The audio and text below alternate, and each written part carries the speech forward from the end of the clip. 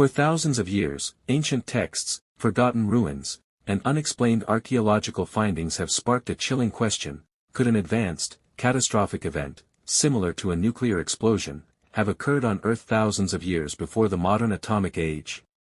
Today, we explore one of the most controversial, mind-bending mysteries in ancient history, hidden inside the legendary Indian epic, the Mahabharata. This is the story of a war that may have been far more destructive, far more advanced, and far more real than anyone imagined. Welcome to Ancient Nuclear India, the hidden history they never told you. Chapter 1, What the Mahabharata actually says. The Mahabharata is one of the world's largest epics, nearly 10 times longer than the Iliad and the Odyssey combined. Inside its verses lies a description so shocking, many believe it parallels the effects of a nuclear bomb. In one passage, a weapon called the Brahmastra is described, a single projectile charged with all the power in the universe. An incandescent column of smoke and flame, bright as 1,000 suns, rose in all its splendor. Another passage reads, "It was an unknown weapon. The body hair of the soldiers stood on end. Pots broke without reason, birds turned white, and food became poisoned." These descriptions sound eerily similar to nuclear flash, radiation sickness, contamination, mass destruction. But was it metaphor? Or something much more literal? Chapter 2, The Brahmastra, a weapon too advanced. The Brahmastra is described as unstoppable, able to destroy entire armies, causing land to become barren, making people's hair and nails fall out, poisoning food and water for generations. These effects mirror radioactive fallout, long-term radiation poisoning, nuclear winter-like destruction. Some verses even warn, do not use this weapon lightly, for it can burn the world. If this was only myth, why does it resemble modern nuclear warnings almost perfectly? Chapter 3, Rajasthan's mysterious radioactive ash. In the 1990s, archaeologists studying sites near Jodhpur, Rajasthan discovered something unexpected, a patch of land with unusually high radiation levels. What shocked researchers was this: the radiation pattern did not match modern nuclear testing. It was old, extremely old. Nearby excavation revealed, partially vitrified, melted, stone. Charred housing foundations. Skeletons with radiation levels higher than normal. Some skeletal remains emitted levels 50 times higher than background radiation, yet there was no modern nuclear event in the area. How did the radiation get there? Chapter 4, The Mohenjo-daro Mystery. In Pakistan, the ancient city of Mohenjo-daro, around 4,500 years old, holds another puzzle. When the city was excavated, archaeologists found skeletons lying face down in streets. Bodies that seemed to fall instantly. No signs of decay. Some bodies with radiation far above normal. One skeleton registered radiation levels comparable to victims of Hiroshima.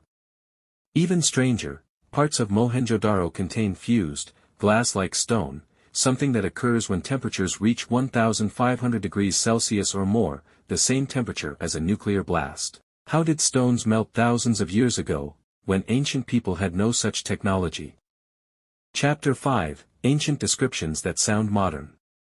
The Mahabharata describes effects similar to right arrow fallout, birds turned white, and animals collapsed. Right arrow radiation burns, the warrior's skin was blistered. Right arrow food poisoning from fallout, food became inedible, water boiled with heat.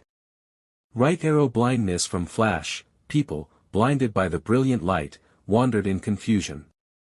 Right arrow shockwaves, houses collapsed, trees were uprooted.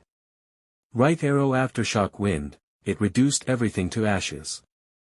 The similarities to modern nuclear descriptions are astonishing. Chapter 6, Was it a real war? Some historians argue, it's poetic exaggeration. But others say, ancient people didn't have nuclear metaphors. They described what they saw. Indian texts also mention flying machines called Vimanas, capable of launching powerful weapons. These flying crafts are described with propulsion. Metallic bodies. Advanced targeting systems. Were these symbolic? Or memories of forgotten technology? Chapter 7, Ancient Scientists and Lost Knowledge. Ancient India produced advanced mathematicians, astronomers, and engineers. Aryabhata described gravity 1,000 years before Newton.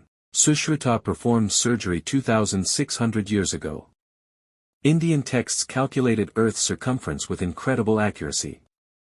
If they mastered mathematics and astronomy so early, could they have also possessed advanced technologies that were later lost to time? Civilizations rise and fall. Knowledge is gained and forgotten. Is it possible an ancient civilization achieved a level of technology we don't fully understand? Chapter 8, Scientific Counterarguments. For balance, we must consider mainstream explanations. Scientists say, radiation pockets may be natural. Vitrified stone could result from lightning or ancient kills. The Mahabharata's descriptions might be metaphorical or spiritual. These are valid arguments, but they do not explain all anomalies. Especially, sudden mass death in Mohenjo-daro. Unnatural melting of stone. Widespread ancient radiation. Precise descriptions of modern nuclear effects. Something still doesn't add up. Chapter 9, Alternative Theories. Theory 1, Ancient Nuclear Technology. A highly advanced civilization existed before documented history. They created powerful weapons, and destroyed themselves. Theory 2, Astral or Mythological Interpretation. The descriptions are symbolic, representing divine power. Theory 3, Extraterrestrial Interaction. Some believe advanced beings could have visited Earth, and early humans recorded the events as wars between gods. Theory 4, Natural Phenomena Misinterpreted. A massive meteor or natural explosion could mimic nuclear effects. Which theory is correct? We may never know. Chapter 10, The Truth We Can't Ignore. Whether or not ancient India experienced a nuclear event, one thing is clear: our ancient ancestors were far more advanced, intelligent, and capable than modern society gives them credit for. They built cities with perfect drains. They aligned temples with astronomical precision. They wrote complex scientific texts thousands of years before Europe. And in their literature, they described destructive weapons with chilling detail. Ending. Narrator: As we continue digging into our planet's past, we discover that history is not a straight line. It is a cycle. Civilizations rise, and civilizations fall. The ruins of Mohenjo-daro, the verses of the Mahabharata, and the radioactive remnants of ancient land may be trying to tell us something. We are not the first advanced civilization on Earth, just the latest.